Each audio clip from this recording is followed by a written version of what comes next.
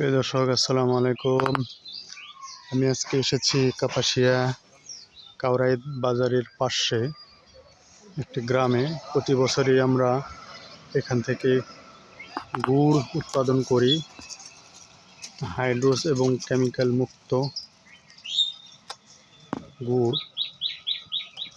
উৎপাদন করি, যা আমরা রমজান মাসে নিজেরাই খাই এবং আত্মীয় স্বজন যারা আছে, কাছের যারা লোক, তাদেরকে আমরা প্রোভাইড করি।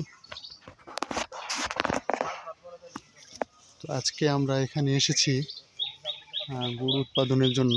সেই জায়গাটা একটু দেখাই কিভাবে উৎপাদন হয়। প্রথম অবস্থায় এইভাবে আখ নিয়ে আসে তারা। নিয়ে আসার পরে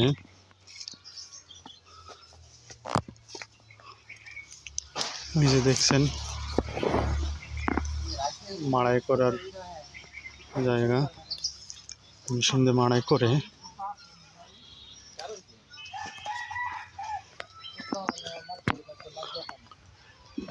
এরপর এই যে এইরকম বড় চুলায়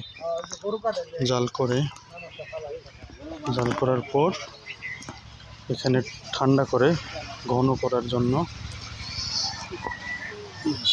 যে এটা কমপ্লিট হয়ে গেছে। এখন এই গুড়টি এইভাবে উঠায় এখানে বসায় দিবে ঠান্ডা করার জন্য।